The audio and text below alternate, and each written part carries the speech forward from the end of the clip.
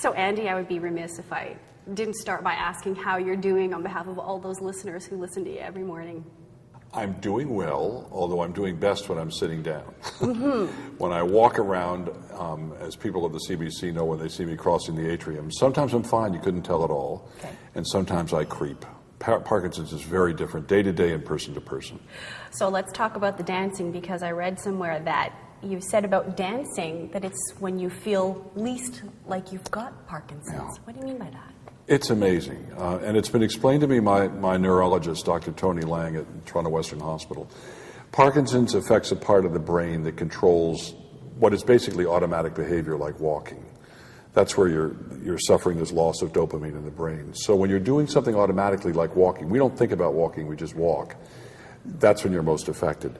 Dancing is done by a different part of the brain. When you're thinking about the movement and keeping with the music, you're using a completely different part of the brain. It takes over. It's like another computer, so to speak. And at that point, when I'm dancing, I'm completely unaware of the limitations of Parkinson's. It sounds like this is something, Sarah, that you seem to have known all along, that there was this connection that the brain, the other part of the brain, makes with dancing. How did you get Andy to dance? Well, I started working with Andy, first doing sort of conventional functional training exercises to help him manage his Parkinson's symptoms.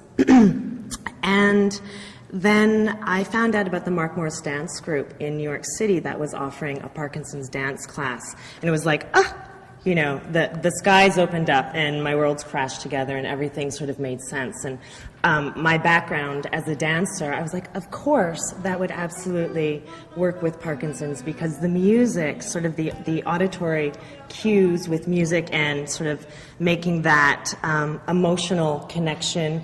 Dance is so uplifting, and it has that ability to transport one's body and soul to another place. So hopefully within that, you're strengthening your body, enjoying the community of dancers around you, and maybe even establishing pathways to movement.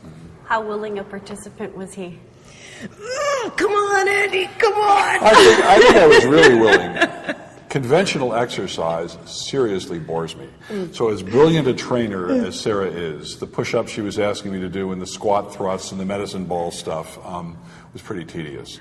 But when you put on the tango, you're still getting a workout. And tango is great, which is the dance she's been doing with me, because you take sort of long strides. So you're stretching your muscles out. And it's fun. It's just fun. And she's also gorgeous, you know. So it's nice to have a tango partner.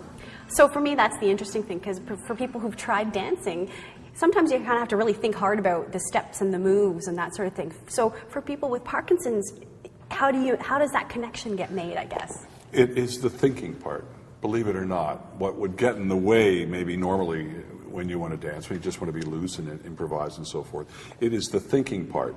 It's the movement going up, as it's been explained to me, into the cortex, and out of that other part of the brain that Parkinson's so deeply affects, that in fact loosens you up and frees you up to do what Sarah's teaching people to do. And I think also, because I am not a Parkinson's expert, Andy knows far more than I do, but what I do know how to do is to help people get people to move their bodies in a way that maybe they thought wasn't possible. And the way that we are taught to dance when we're training, and the way that I teach people to dance, is by using imagery and narration. So for example, if I was going to say, you know, arm to the side and reach out, I might say, arm to the side, reach out and catch a butterfly. So that there's that sort of visual imagery. There's actually a butterfly there. So that's what I'm going to go for, instead of lift left arm, reach to side, which I might not be able to, if I had Parkinson's, initiate that movement, but with the idea of reaching for something with a purpose, that might help. So. What kind of an impact has this had? Because, you know, Andy isn't the only person you're teaching and treating or helping or that sort of thing. So for your other students, what kind of impact has it had, and what are they saying about it? Well, we have, since the first day of classes, we've been over capacity, which is just absolutely unbelievable to me. There are about 30 people with Parkinson's who come every single week from, hours away. Some people come in from Cambridge, Brampton, Oakville.